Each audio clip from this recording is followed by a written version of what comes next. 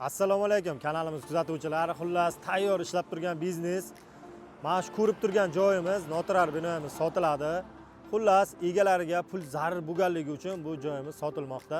Sizlarga oyma-oy 12 million so'm daromad keltiradi. Xullas, lokatsiyasiga keladigan bo'lsa, Mashina bozor, Taxta bozor, Sokin plaza, Fanfora Do'stonni shunday ro'parasida joylashgan. Mana shu ko'rib turgan servisimiz bo'ladi.